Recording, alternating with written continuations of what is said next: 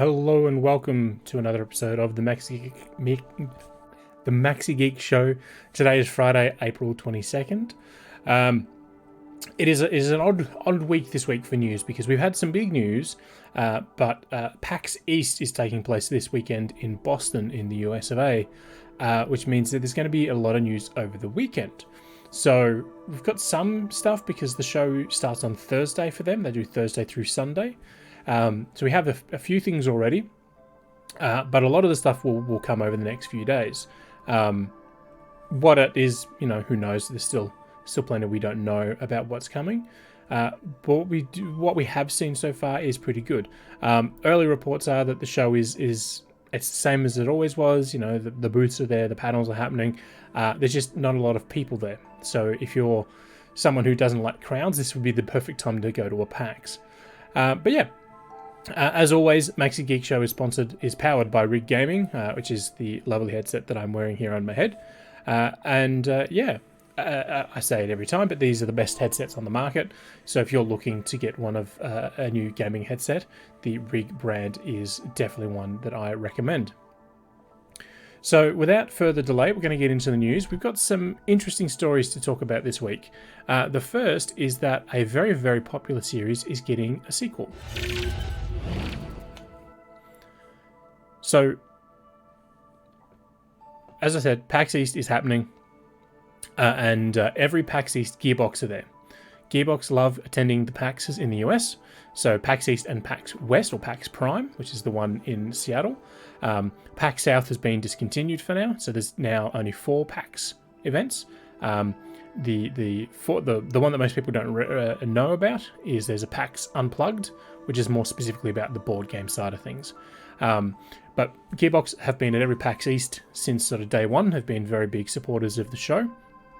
And they host a big panel on the first day of the show every time.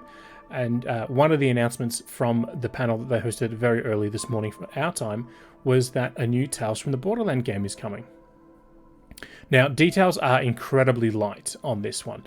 The formal announcement is not happening until later in the year. So we know it's coming. We know it's going to feature a new cast of characters. So it's not going to be a new tale of Fiona and Reese or anything like that. It is being developed internally at Gearbox. So the reformed Telltale Games are not involved in it. Deck 9, Don't Nod, none of those sort of other studios that have been focusing on episodic games lately are involved in this. It is all done by Gearbox. And that's it.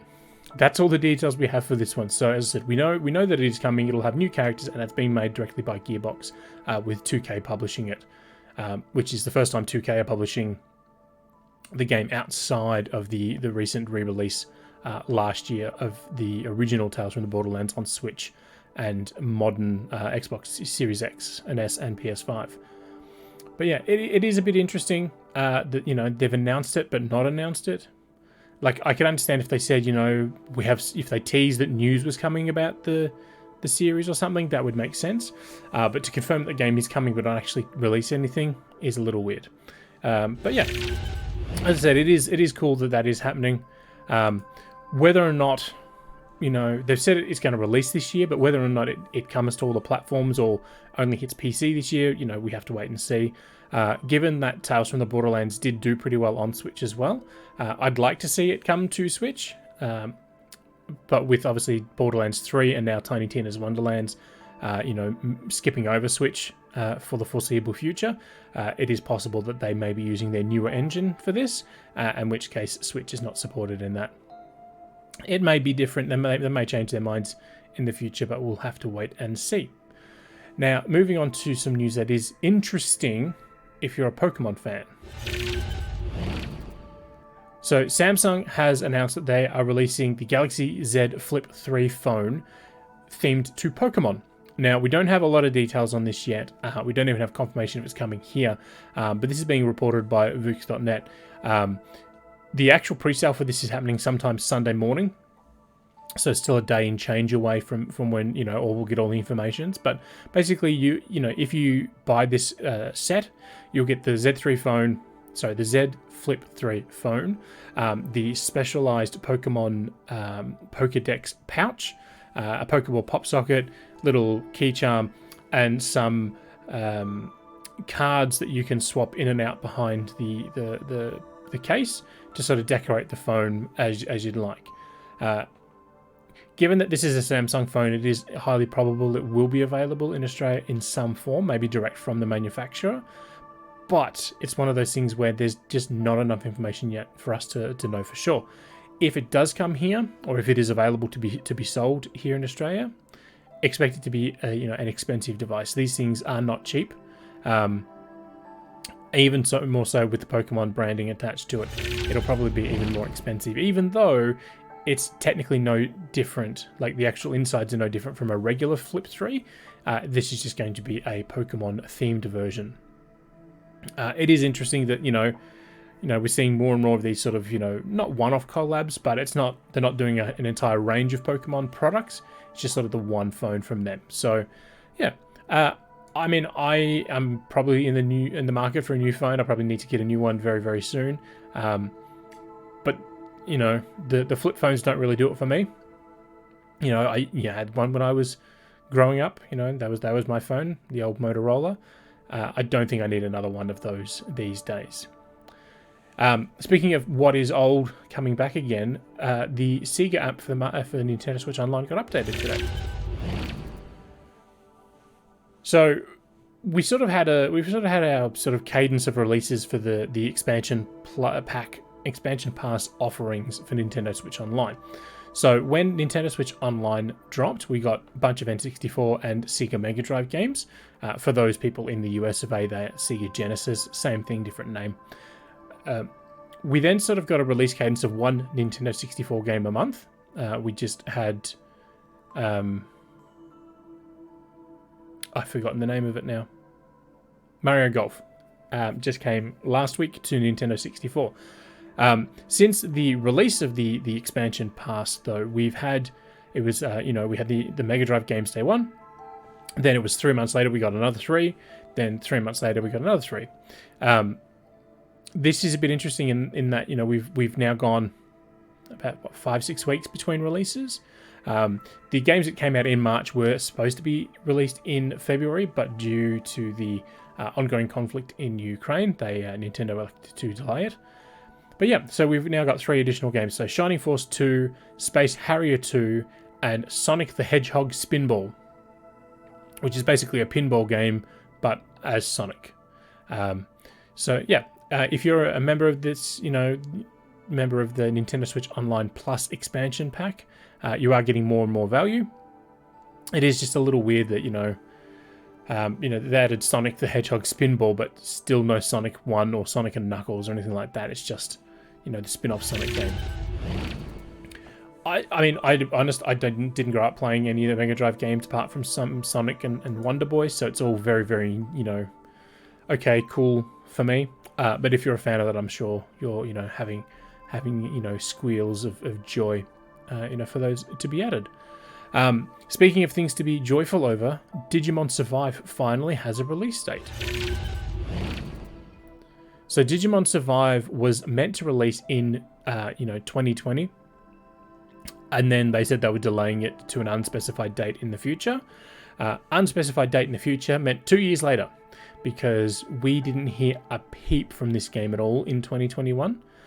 We didn't hear anything from it once they delayed it. I think it was delayed in June or July of 2020.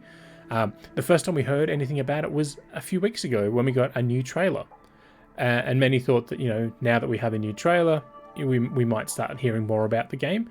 And lo and behold, 4 weeks later, we did hear more because we have a release date. So the game is actually set to release on July 29th in North America and July 28th in Japan. Bandai Namco Australia and Bandai Namco Europe have not confirmed the release date for here or for Europe yet. And as Tabs has pointed out in the chat, it is the same release date as Xenoblade Chronicles 3, which we'll talk about in a moment.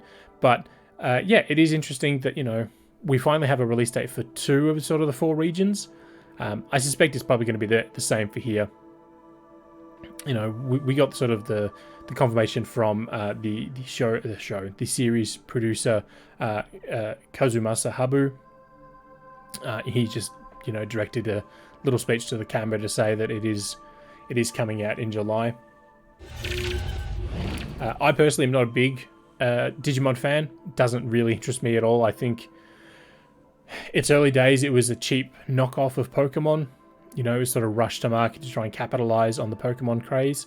The fact that it's still going strong, 20 plus years later, I give it credit for that. But yeah, it's never appealed to me. But I do know some people that are very excited for more Digimon.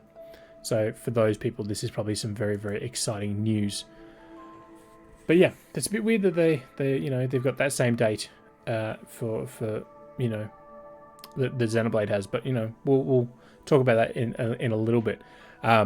Something that did get announced overnight, and it got announced in a weird way, is that Luke Skywalker is getting a Lego Landspeeder. So Lego like to release sets, for anything and everything. The other day they announced 2 new flower sets. So they have these sets where it's literally just like making a bouquet of flowers or plants. They announced 2 more.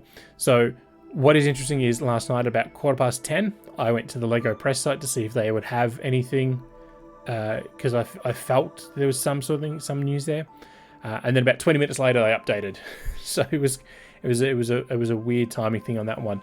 But yeah, they've announced that the Landspeeder that Luke Skywalker uses to track down R2-D2 and Obi-Wan Kenobi, and then eventually head off to Mos Eisley, is getting the Ultimate Collector Series treatment.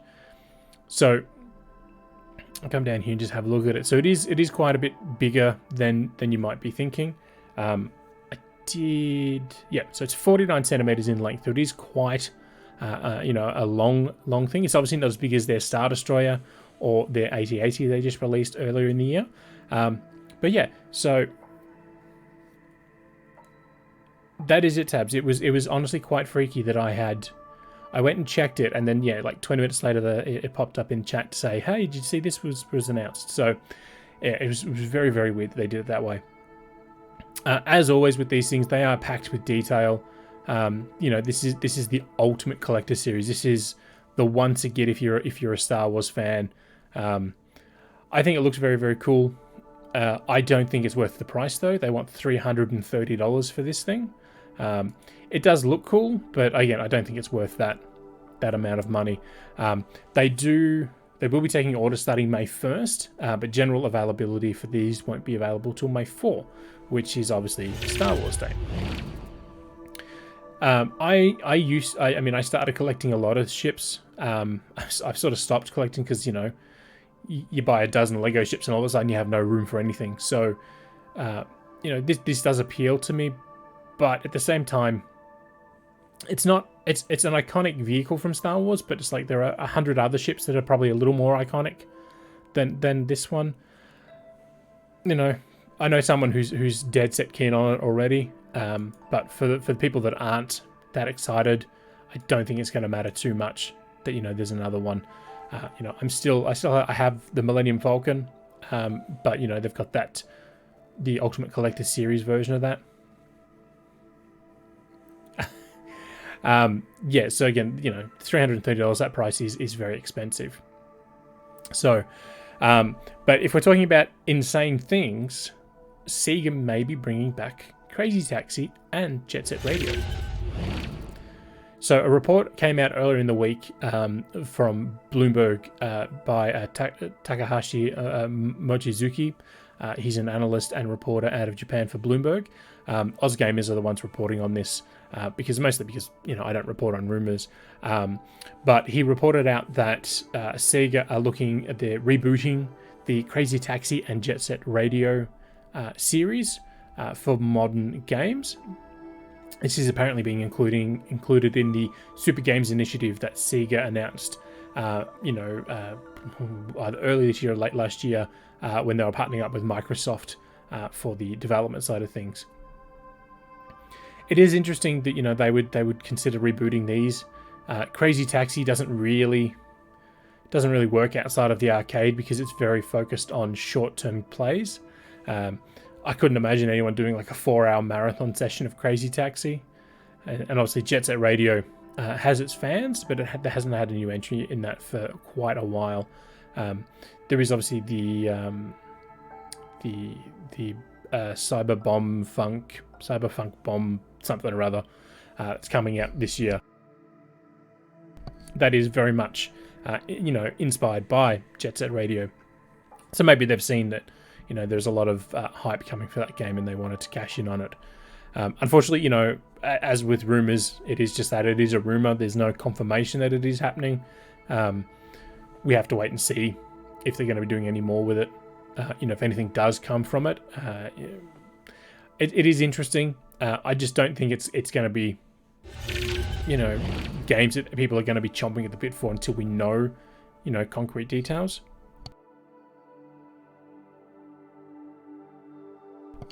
But yeah, as I said, Jet Set Radio, that could be fun. We haven't had any sort of arcadey sports games in a while. But Crazy Taxi, again, I don't think that's going to be something that most people are going to be super excited for because of its relatively short replay-ish nature. Something else that got announced this morning is that F1 22 is bringing the series back for another lap. So it is interesting. For the past, decade or so, it's always been F1, 2010, 2011, 2019, 2021 last year. This year, they're officially just calling it F1 22, which is kind of weird. But yeah, so Codemasters and EA have announced that a new Formula 1 racing game is coming. This is obviously different to the Formula 1 management game that Frontier are developing. So you'll have both the racing game from EA and the management game from Frontier. It is coming out on July 1st for Xbox, PC, and PlayStation, with a Championship Edition giving 3 days of early access. The announcement trailer is honestly just a whole bunch of random images of a car. It isn't anything that fancy, but we do have a couple of screenshots. We do know there are a couple of new racing modes for this one. The tracks, especially the Australia track, have all been updated for the season that we're currently in, so the 2022 season. There is also the addition of the hybrid cars. So the big thing this year with the Formula 1 cars is they're now what they call hybrids. So they're part electric, part petrol powered, and the cars in the game are reflecting that. This is probably the biggest change in the series because the electric motors do provide more power more efficiently, or faster if you will, to the wheels, which obviously changes how the cars themselves handle. As we know it's coming July 1st, and it's Xbox One, PS4, PS5, Xbox Series X and S, and PC. But it's just another Formula 1 game. These things they're cyclical in nature. They don't change too much. Yeah, that's the other thing too. Is last year was sort of a surprising year because the game had been in development for 6 months before the EA buyout was finalized. So it was an Electronic Arts published Codemasters Formula 1 game, but they weren't really involved with it. But this year's the first one where it's been it's now officially labeled EA Sports Formula 1 2022. So it's a bit weird like that. And that's the other thing too, Tabs, is it's not Formula E specifically. It's still F1, but they're now putting electric motors inside. It's basically a Prius. They're using the Prius mode of getting around for it. So yeah, it looks cool. If you're a fan of it, it'll be more of the same. We do know it's going to have the split screen seasonal mode that they introduced last year's back again. So if you're someone who likes playing games with a friend, it is offering that again, which is very, very cool because you can play the two races on the same team, or you can be on one team, your mate can be on another, and you can keep challenging each other that way. So that mode is back as well. But yeah, so July 1st, it's not that far away, but it still feels that far away because it always just feels, until we sort of hit the E3, sort of first week of June, the second half of the year still feels very far away.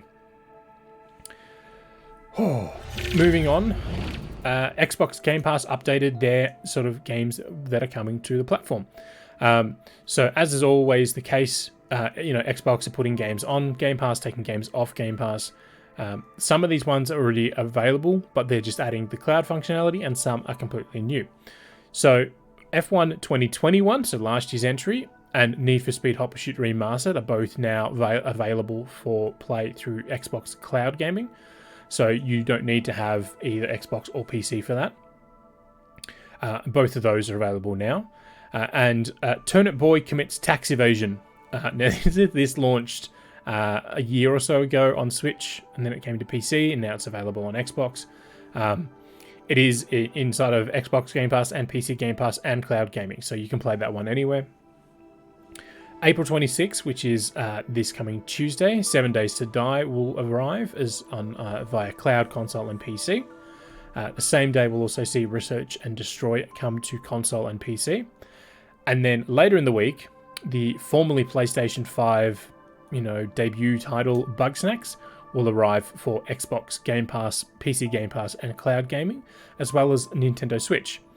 If you have the Xbox Game Pass membership, you won't have to pay for it there, but if you have a Switch and you want it there, you'll need to pay for it. Unsold is also coming to PC and Xbox Game Pass on the 28th as well. There's a bunch of DLC stuff for some games, but you don't need Game Pass for that. The big thing too is that in this sort of release of games, 12 more games have been given the mobile touch controls, so you can play these games on your phone without the need of a controller. Some of them, like Danganronpa Trigger Happy Havoc Anniversary Edition, is fine. They're not very big, but Need for Speed Hot Pursuit Remastered is there, which is fantastic. But the Hitman trilogy is a bit of a weird one. So you can play all three of the Hitman games, so Hitman, Hitman 2, and Hitman 3 from the rebooted trilogy, now on your mobile phone or iPad without a controller. So there's some interesting ones in there, but it is what it is. Obviously, with new games coming in, there are games going. So at the end of the month, we will lose Cricket 19. We just got Cricket 22 in the last sort of batch. So that's fine. We've got the new one, the old one fading away. Makes sense. Outlast 2, Secret Neighbor, and Streets of Rage 4 are all leaving as well at the end of the month. So, as always, we're getting some good games coming on, some good games leaving, which seems to be the trend. But it is what it is. It's very weird. I mean, I have Game Pass. I pay for it every month, but I very rarely use it just because I don't get a lot of time just to play games, for my own enjoyment. But one of these days I'll get the chance to talk about it more. Speaking of playing games for enjoyment, Sonic is coming back. So this was teased last year, thanks to a rating. From the Korean's rating board. But Sonic Origins is bringing back 4 classic Sonic games to modern platforms. Now, these aren't just straight up emulations of the original ROMs. These games have been completely remade for the modern platforms. So the collection includes Sonic the Hedgehog, Sonic CD, Sonic the Hedgehog 2, and Sonic and Knuckles, or Sonic 3. What they've done weirdly about it is there's multiple packs to be added. So I'll just hit play on the trailer here while I talk. But yeah, so they've done it in a weird way in that if you pre-order the game, you'll get some extra animations and things like that for the music player. If you don't, you won't get those. But if you pre-order the digital deluxe version, you'll get all that, as well as some additional music and additional filters or whatever. It's kind of weird how they've done it. It's not just clear. It's a very confusing release on how they've all done this, and why they've chosen to do it that way, I don't know.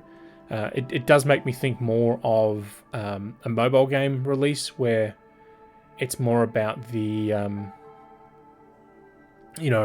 getting people to buy additional packs later on to give them more things to do and all that. This is what this sort of reminds me of. Obviously, you don't need to buy it if you don't want the music and all that sort of stuff, but it is there.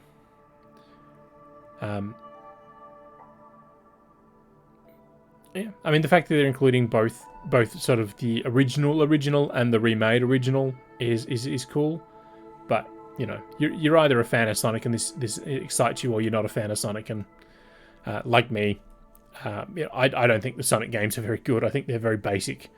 And of course, you know, I've had many people tell me I'm very wrong on that, but it is what it is. But yeah,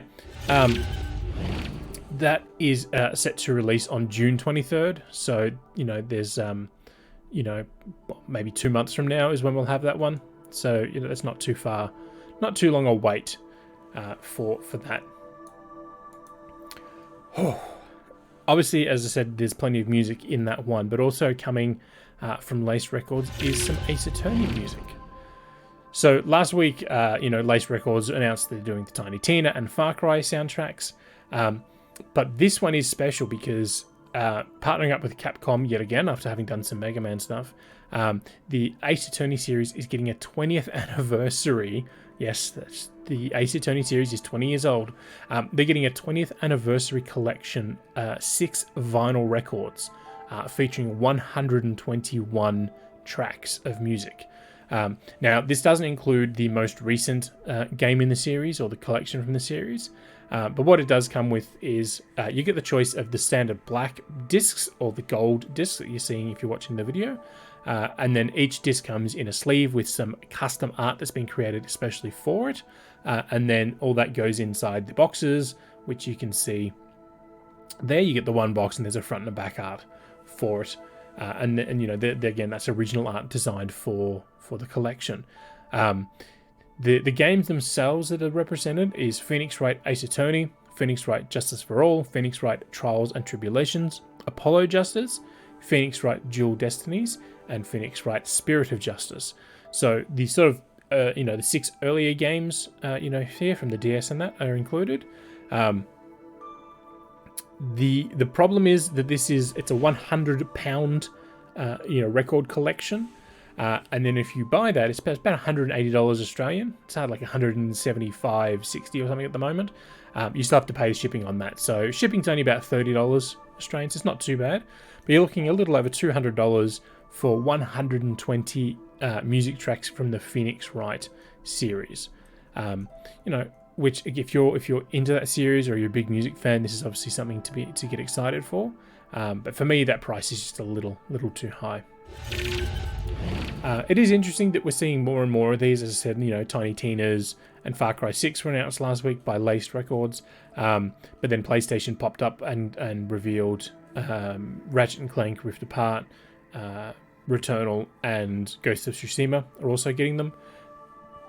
It was interesting when I put the story together for Ratchet & Clank, the pre-orders were full. During the recording of the show last week, they actually opened up more. The records themselves were $32 US, so which is about 46 Australian, which is not too bad. But then they wanted $110 US shipping. So that sort of put the kibosh on ordering that collection, which is kind of weird that it's so expensive. You know, if they were coming from Mars, it would make sense, but they're not. So it is a very, very weird thing. Whew. Earlier in the week too, we also got the first look trailer for Thor: Love and Thunder. For obvious reasons, I'm not going to be playing the trailer in full here because, you know, it is one of those things. I will pop the story in the chat though, so if anyone does want to see it, it is there. This is obviously the first solo film for one of the characters. You know, so obviously we had Iron Man had 3 solo films, Captain America had 3 solo films, then they also joined up in the Avengers and all that, and obviously Iron Man popped up in one of the Captain Americas and one of the Spider-Mans. But this is the first time that one of sort of the original, or even just an individual character, has gotten a 4th individual movie. And sort of it's a bit special because Thor's one of the sort of the original ones. Obviously Chris Hemsworth is back as Thor, Natalie Portman is back as Jane Foster and the Mighty Thor. I can't think of her name. I've drawn a blank on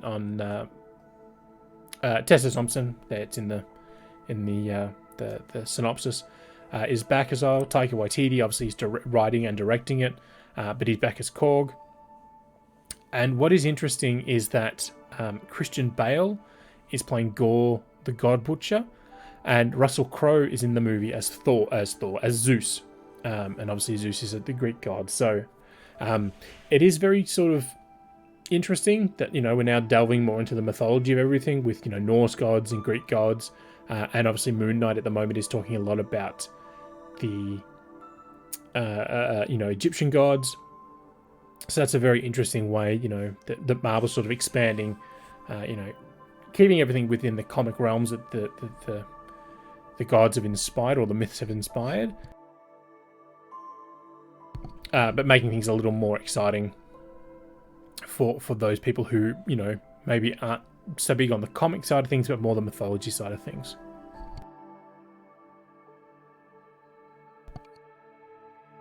As I said, it's interesting that they're doing it that way. But, we'll just have to wait and see how the movie turns out. That is set to launch here on Australian cinemas on July 7th. So it is I think I might have had that wrong. Let me double check that. No, the 7th, yeah, sorry. So still a couple of months away. Obviously, we have Doctor Strange in the Multiverse of Madness in a couple of weeks. So there's a few things to enjoy before this one comes out. Moving on, the World of Warcraft game is showing no signs of slowing down as Blizzard have announced their latest expansion. So the new expansion is simply called Dragonflight and opens up an entirely new realm of land to explore. The basic synopsis is that there was a portion of the world, a portion of Azeroth, that these dragons inhabited. But when the Lich King and all that sort of stuff started causing havoc on the mainland, they realized they needed to hide in order to preserve their way of life. 10,000 years passed, and the land sort of settled, so they have been reawoken, and this is now when the players come in. What is interesting, there is obviously the cinematic that Blizzard have put together, and as always, it is an amazing cinematic. As Blizzard do every time they do a cinematic for their games, be it Diablo, Overwatch, Warcraft, they're just fantastic. Rather than showing off, just one gameplay trailer and leaving it at that, they did something a little different with this one. They released sort of a bunch of roundtable videos where they talk about various things. So we've got one for the story, one for the talent trees and the user interface updates, one for the jobs, one for the new character type. So it's both a character type and a race.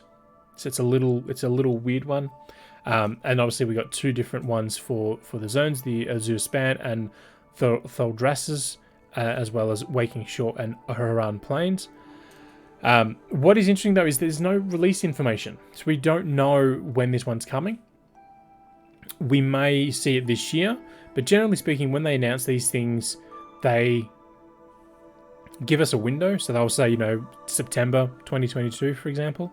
But they didn't give that. So even though we have it, we actually have no idea when it's coming, which, that's obviously not a big surprise that, game doesn't get dated, but it's very unique for Blizzard to do it this way. I personally haven't played Warcraft or World of Warcraft in, a number of years, purely because the last time I played it was before the Wrath of the Lich King DLC, came out. So it's been a number of years for me.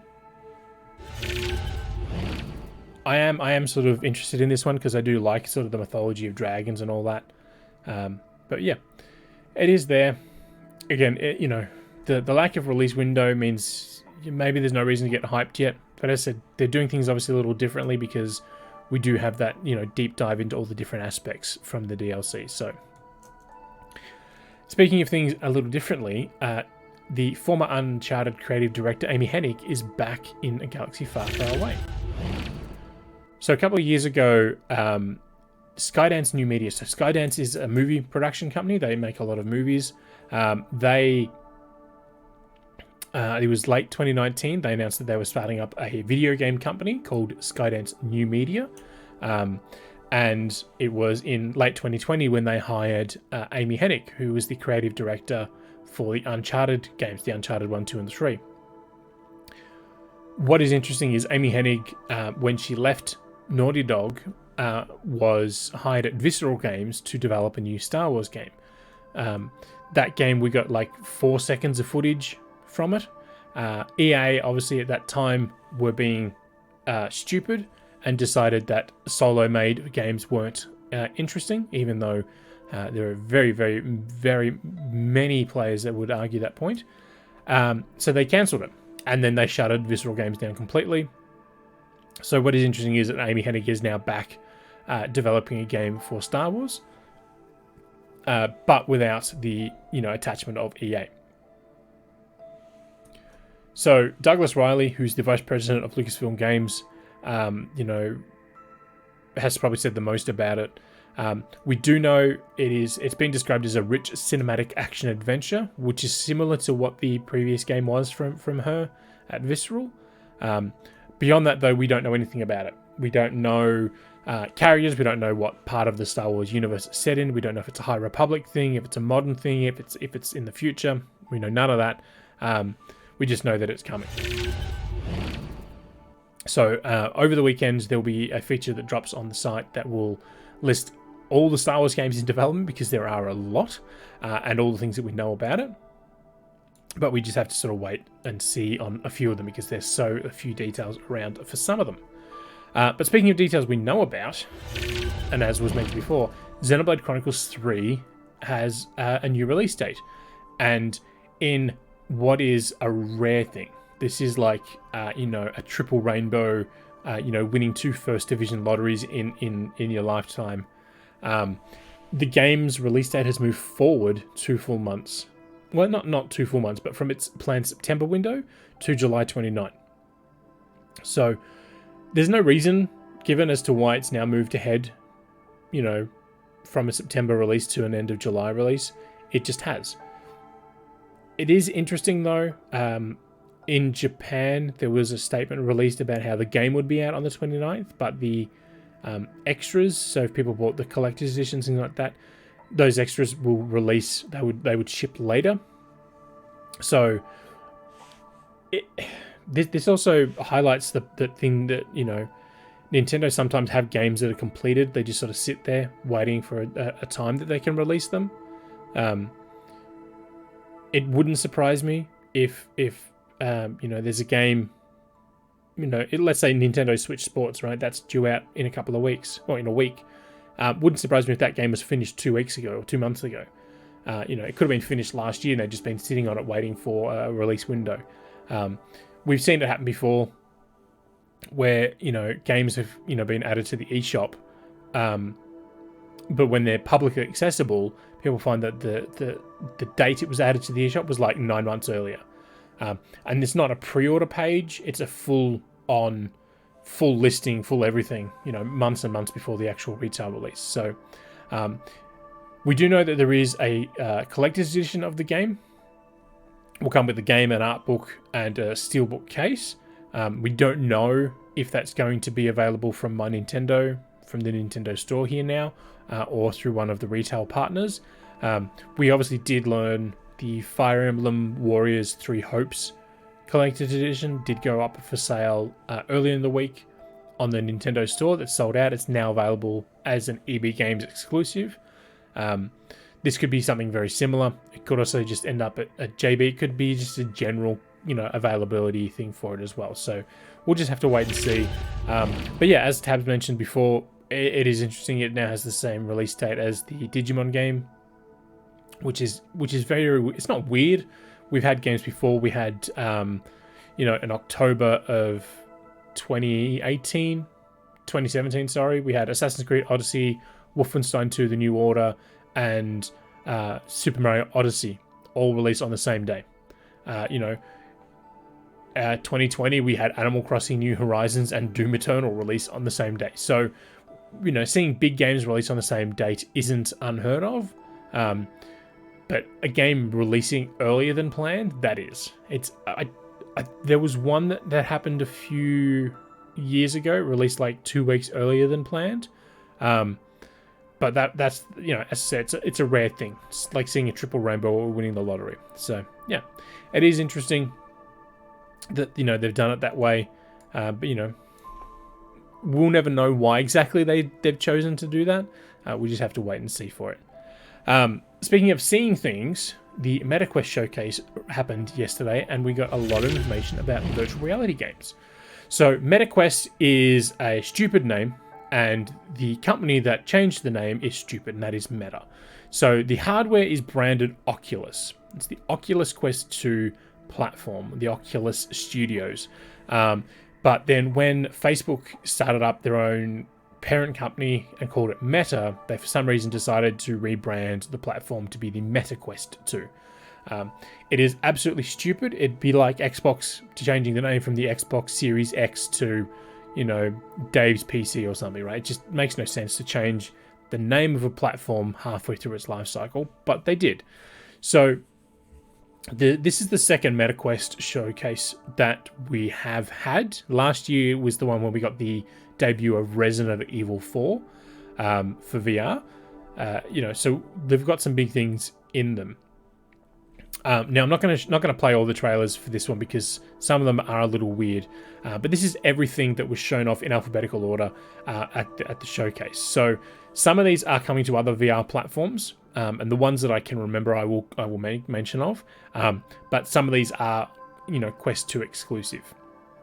So we got the first trailer for Among Us VR. So let me just throw that on. This one is coming to MetaQuest. Sorry, it's coming to the Quest platforms and the Rift platforms.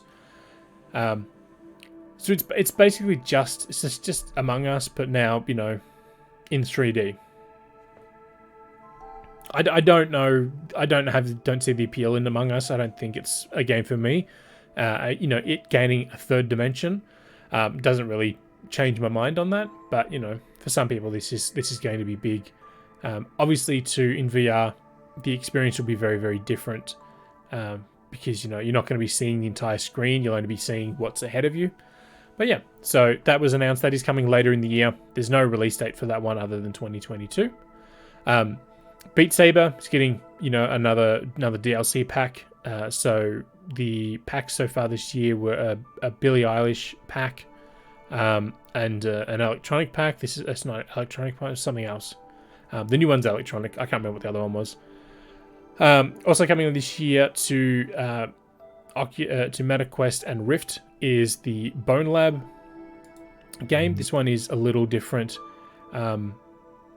mostly because I'd never heard of it before the showcase. But I suppose that's the good thing. It's one of the good things for a showcase is to see things that maybe you've never seen before. So I honestly don't know anything about this one. Looks like a survival horror of some description. But that's fine. Cities VR is coming to MetaQuest and it's launching on the 28th. So it's launching next Thursday.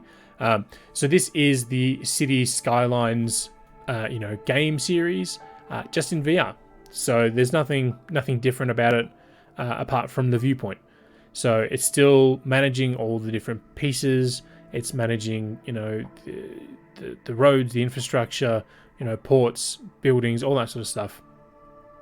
It's now just being done from, a new perspective. So it was supposed to be out yesterday, but they delayed it, like 4 hours before it released.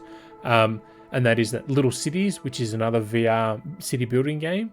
But rather than focusing on something like this grand scale, it focuses more on just little islands. So we're getting a full, immersive city builder. And then in early May, we're going to get sort of a free, more chill version of city builder. Aspire 2 is a sci-fi game that's Meta exclusive. They ended on Ghostbusters VR. So this is a Meta Quest 2 exclusive.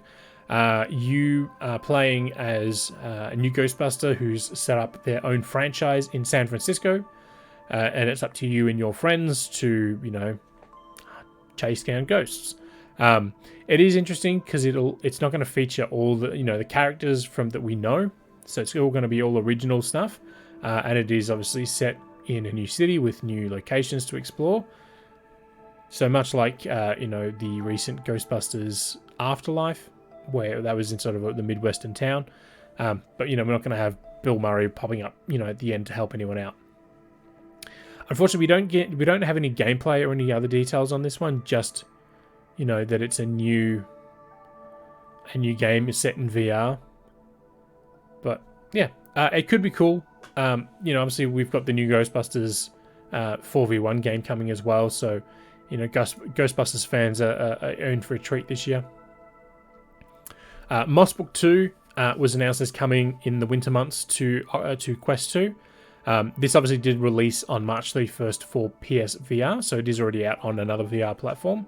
And this picks up the story of Quill, who's the mouse that you see in the middle of the picture there, as she ventures off. So the first game was all about saving her grandfather. She's done that, and now it's about going to the next sort of location to fight the evil.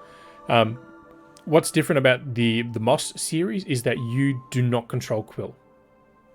Quill will do everything on her own. She will, look around, try and solve puzzles.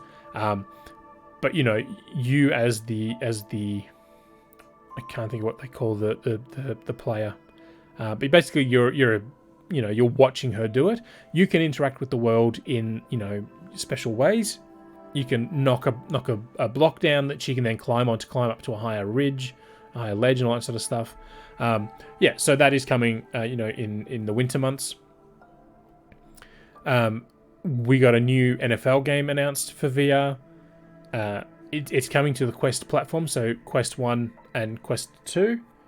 As for what it's supposed to look like, no idea. This is one of those trailers that doesn't tell you anything, just shows you a bunch of images. It does, it's an officially licensed thing, so it's not like Joe's NFL experience. It's a fully licensed NFL game. We just don't know anything about it. Resident Evil 4 got a big update, as part of the showcase, where the Mercenaries DLC was made available to it. We knew it was coming. They announced a while ago that it was being released. So it was in development. But they didn't say when it was coming, just it would be in 2022 sometime. But then as part of the showcase, they just sort of dropped it. So features the same basic options as Resident Evil 4 did with its Mercenaries mode when the game got it. But there's a few additional, they're saying it right there, a few additional quests and modes and that. What I find interesting is that once you've sort of done it, you'll unlock costumes that you can get on the Wii version for free that, you get, out of the gate. But there are also some cheats like a big head mode. The night suit is great for Ashley because it saves her from being killed all the time. But, there's things like big head mode, the classic horror mode, they just make everything black and white. So, yeah, it is an interesting. It is a free update, so if you do own the game already, you do get this for free now. The only problem is the game's like $50 or $60 here, which is, given that the game is now a decade and change old, that seems a little expensive in my view. What is interesting though is it's developed by Armature. They did Recall as an Xbox exclusive, which was not good, but they did the Arkham Origins Blackgate game for the 3DS and the Vita. But Armature started up from a bunch of guys at Left Retro. So like the creative director for the Metroid Prime games, the art director and all that, they left Retro, started up Armature. So yeah, if you're, into those games, it's worth looking into. Red Matter 2.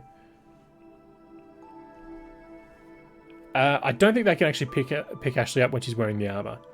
But I just love it because you can shoot at random, and it doesn't matter because the bullets just bounce off her. Whereas, without the armor on, without the night suit on, she has to, duck all the time. So, yeah. Red Matter 2 is the sequel to Red Matter. Red Matter ended on a hard cut. It was a very, very cliffhanger ending. So this is just a teaser to say that, the second is coming. Ruins Magus is a new sort of Japanese RPG-ish game. I think it looks very cool. How it plays, though, is going to be the breaker on this one. It screams sort of like Sword Art Online, like gives me that sort of vibe from it. But obviously, you're not lying down on a bed and jacking into a world.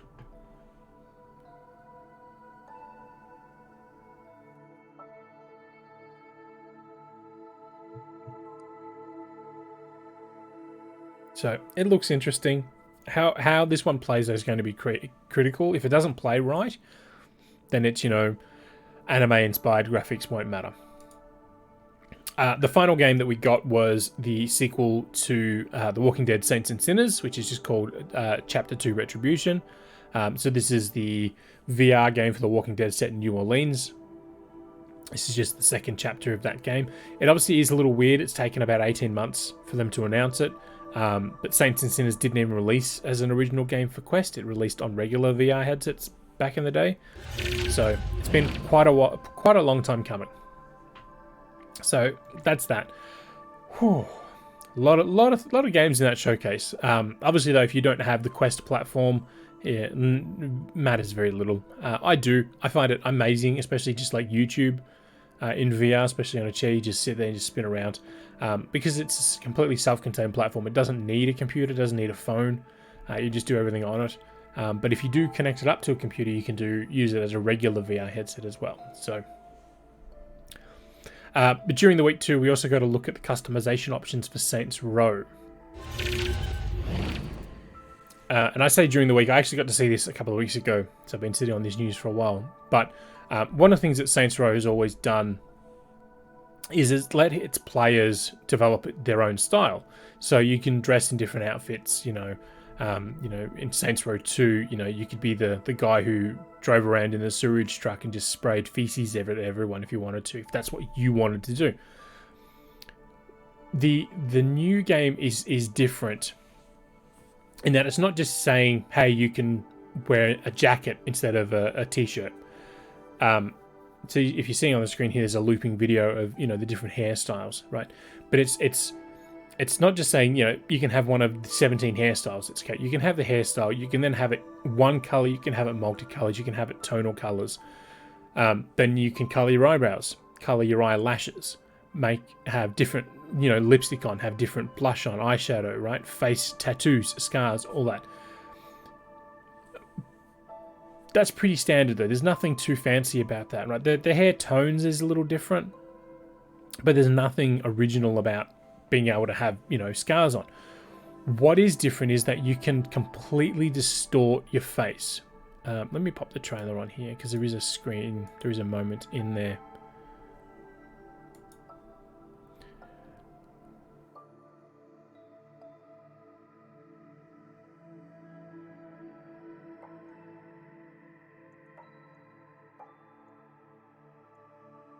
Oh, just trying to find it.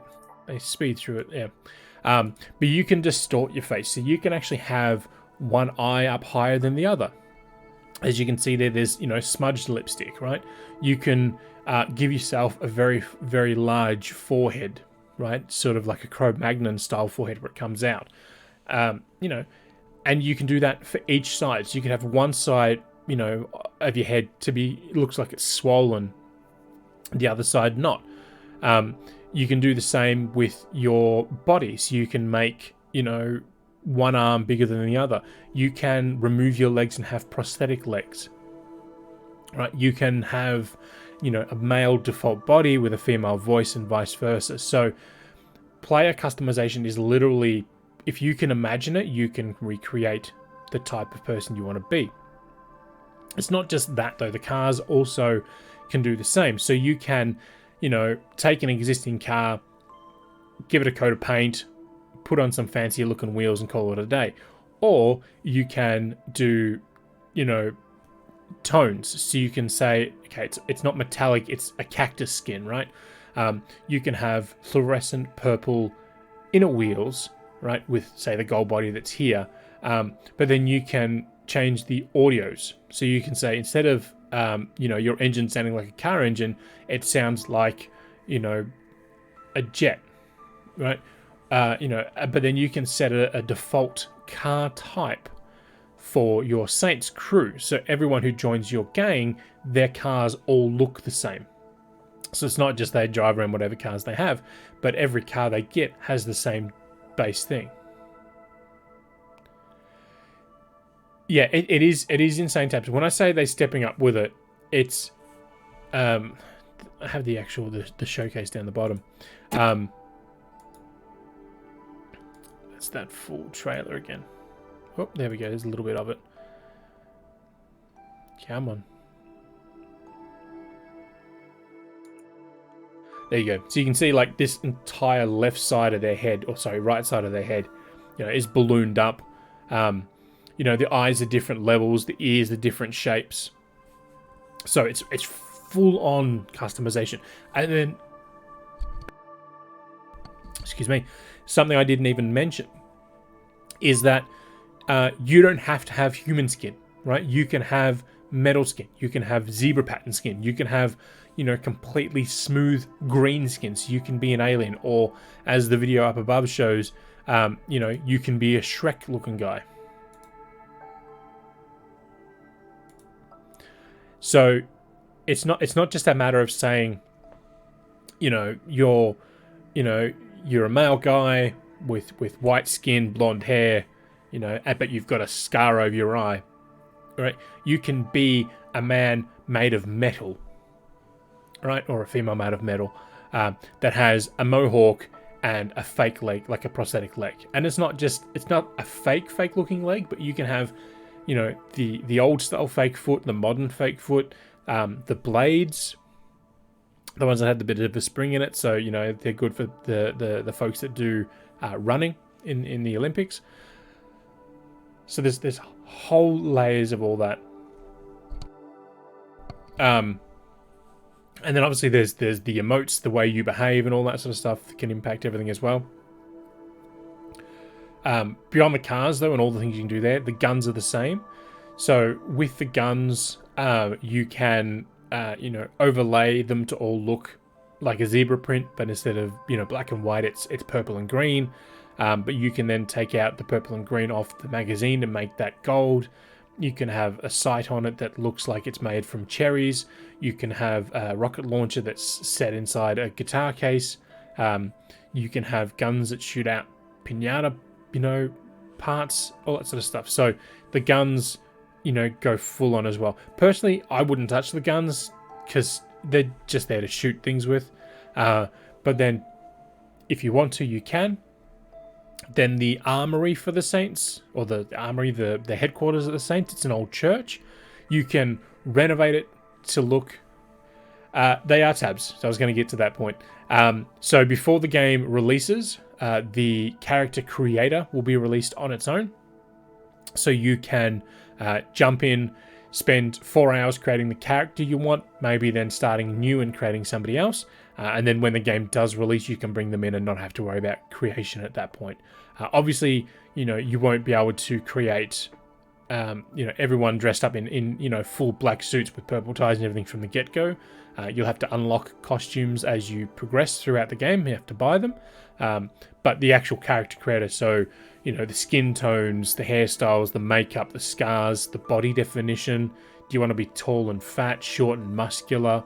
Do you want to have visible abs on your 6'2" Amazonian warrior model? Or do you want to have somebody that looks like the Penguin from Tim Burton's Batman, but with the veins showing? You'll be able to do all of that in the character creator. But with the church, as I was saying, you can make that to be completely, you know, modern, like you can see in the screenshot, you know, sort of hardwood floors. And then you can decorate it by throwing in random objects in the middle. There's pedestals all around the place.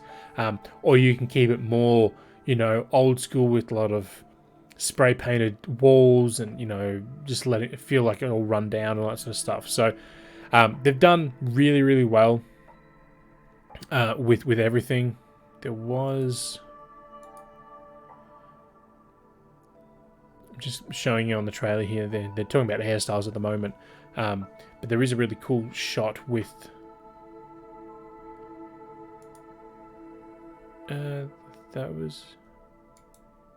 There you go. You can see the eyes. The eyes also have a different different thing.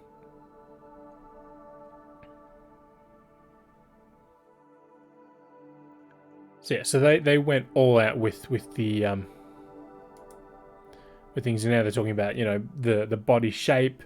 You know, you can run around naked, and then you can either have, you know, strategically placed you know, things to cover your modesty. Here you're looking at the different legs and hands and all that for people who want to embrace, you know, if they have a disability and then want their character to represent the same.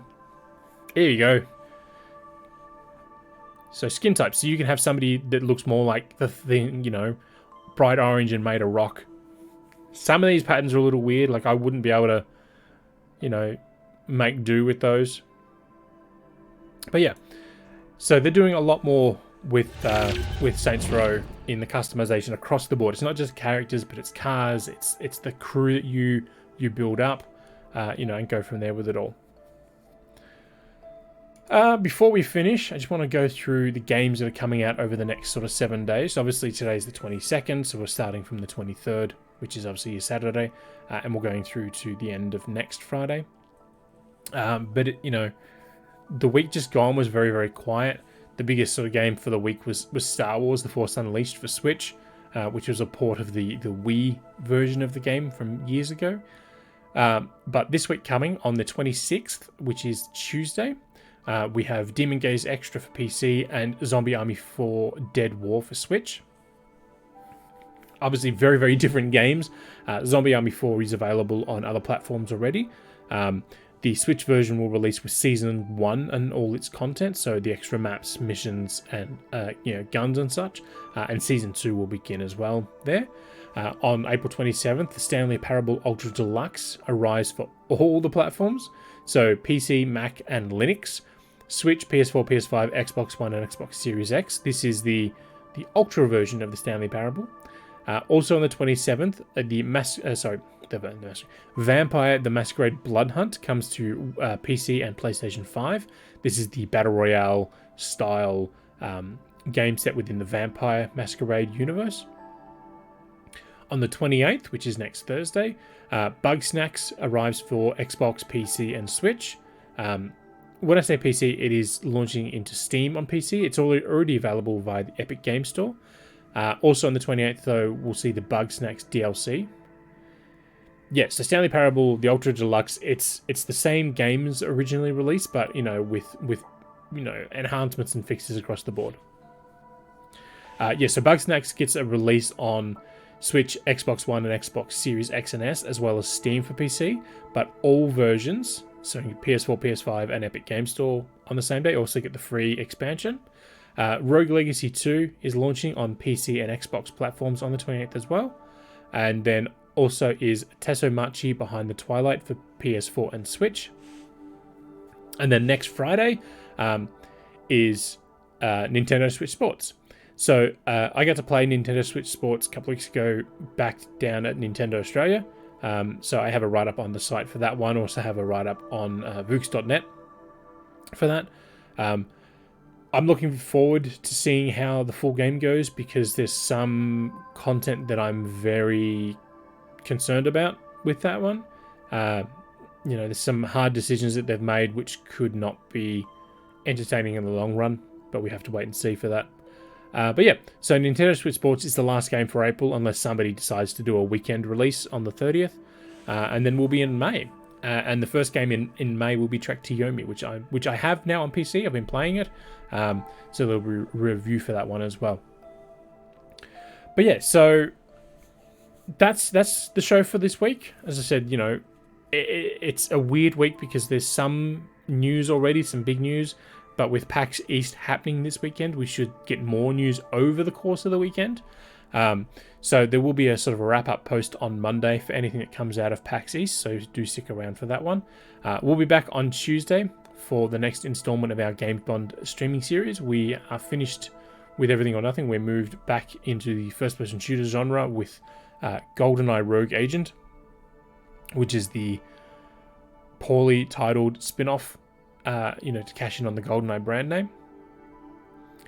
So I actually have played Trek to Yomi Tabs. I played it a couple of months ago. There is a preview on the site for that one.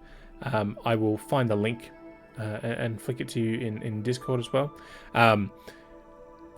I love that. So I'm obviously not going to say anything about the full build for obvious reasons. But yeah, so that is coming out on the 5th for PC, PS4, PS5, Xbox One, and Xbox Series X and S, and it is launching inside of Xbox Game Pass on the same day. Yeah, so Tuesday 7 PM we'll be back for Games Bond, and then next Friday for the next episode of the Maxi-Geek show.